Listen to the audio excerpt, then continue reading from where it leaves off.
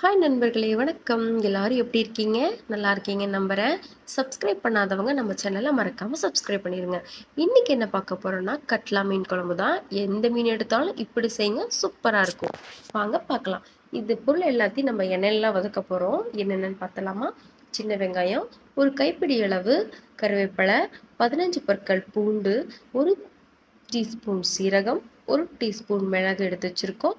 அடுத்தது ஒரு 3 பழுத்த தக்காளியை, ஒரு மீடியம் சைஸ் தக்காளியை கட் பண்ணி எடுத்து வச்சுருக்கோம். இது எல்லாத்தையும் நம்ம ஒரு கடாயில் எண்ணெய் ஊற்றி இதெல்லாம் வதக்க போகிறோம். வதக்கி அரைக்க தான் போகிறோம். வாங்க வீடியோக்குள்ளே போகலாம்.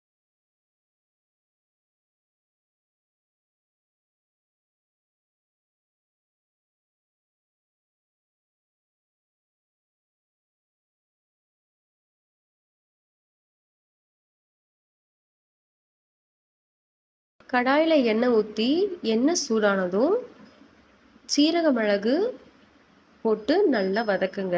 சீரகம் மிளகு நல்லா வதங்கினதும் எடுத்து வச்சிருக்க ஒரு கைப்பிடி அளவு கருவேப்பத்தலையும் 15 பற்கள் பூண்டையும் இதில் ஆட் பண்ணி நல்லா வதக்கிக்கலாம். இது நல்லா வதங்கி வரட்டும்.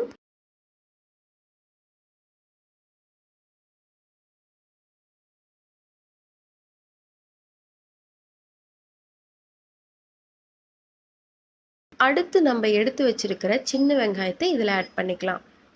சின்ன வெங்காயம் நல்லா வதங்கி வரணும். ஒரு பொன்னிறம் வரும். அது வரைக்கும் நல்லா எண்ணெயில் வதக்குங்க.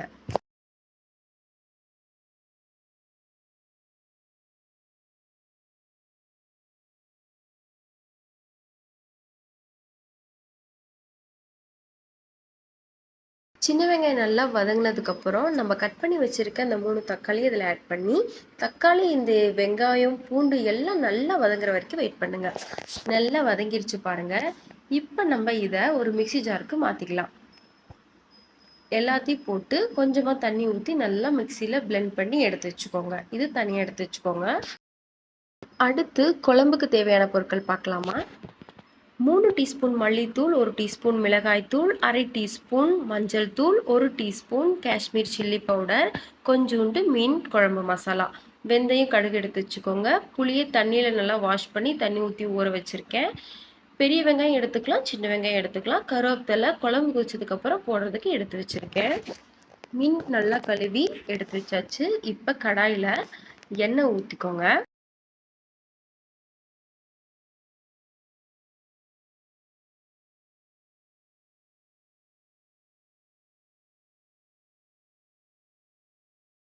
எண்ணெய் நல்லா சூடானதும் அரை டீஸ்பூன் கடுகு, 1 டீஸ்பூன் வெந்தயம் போட்டு நல்லா பொரியட்டும் தாளிதம்.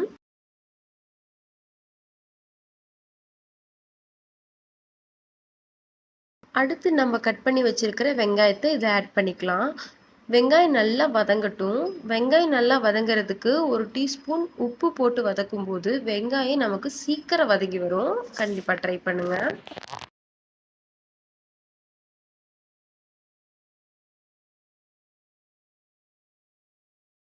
இப்போ வெங்காயம் நல்லா வதங்கி வந்துருச்சு. இந்த டைமில் நம்ம எடுத்து வச்சிருக்க மசாலாவெல்லாம் இதில் ஆட் பண்ணிக்கலாம். இது எண்ணெயில் நல்லா வதங்கட்டும். எண்ணெய் பிரிஞ்சு வர வரைக்கும் வெயிட் பண்ணுங்க. கருக விட்டுறாதீங்க. சிம்மில் வச்சு செய்யுங்க. அடுத்து நம்ம அரைச்சி வச்சிருக்கிற விழுதை இதில் ஆட் பண்ணிக்கலாம். அது கூடவே கொஞ்சம் தண்ணி ஊற்றி ஆட் பண்ணிக்கலாம். இதில் நல்லா கிளறி விடுங்க. இப்போ தேவையான அளவு தண்ணி ஊற்றி ரெடியாக எடுத்துக்கோங்க. அதுக்கப்புறம் உப்பு போட்டு உப்பு எவ்வளோ இருக்குன்னு பார்த்துக்கோங்க. உங்களுக்கு தேவையான அளவு உப்பு போட்டுக்கோங்க. ஒரு 2 கொதி வந்ததும் நம்ம கரைச்சி வச்சிருக்க புளி அதில் ஆட் பண்ணி ஒரு கொதி வர வரைக்கும் மூடி வச்சிடலாம். இப்போ நல்லா கொதிச்சு வந்துருச்சு. மசாலா பச்சை வாசனை போயிடுச்சு. இந்த டைமில் நம்ம கழுவி வச்சிருக்க மீனை ஒவ்வொன்றா ஆட் பண்ணிக்கலாம்.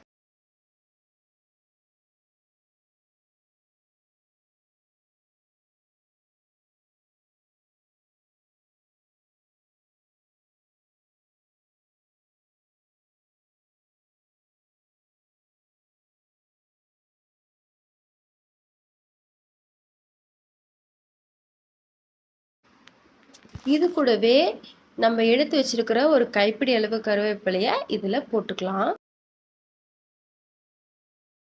மீன் கிளறும் போது மெதுவாக கிளறுங்க. ஏன்னா மீன் உடஞ்சிரும். இது 5, 10 நிமிஷத்துலயே டக்குன்னு வெந்துரும் மீனெல்லாம். ரொம்ப நேரம் தேவைப்படாது. இப்ப பிளேட் போட்டு மூடி வச்சிரலாம். ஒரு 5 மினிட்ஸ் கழிச்சு பார்த்தா, எண்ணெய் பிரிஞ்சு மீன் வெந்து வந்திருக்கு. அவ்வளந்தாங்க. Simple recipe. ஒரு 20 நிமிஷத்துல என்ன 10 நிமிஷத்துல கூட செய்யலாம். கண்டிப்பா இந்த வாரம் சண்டே நீங்க ட்ரை பண்ணி பாருங்க. சூப்பரா இருக்கும். என் குழந்தைங்க விரும்பி சாப்பிட்டாங்க. நீங்களும் உங்க குட்டீஸ்க்கு செஞ்சு கொடுங்க. குழம்பு மீன்ல ரொம்ப சத்து. ட்ரை பண்ணி பாருங்க. மறக்காம என் சேனலை சப்ஸ்கிரைப் பண்ணிருங்க. சப்ஸ்கிரைப் பண்ணாம பார்க்குறவங்க சப்ஸ்கிரைப் பண்ணிருங்க. தேங்க்யூ.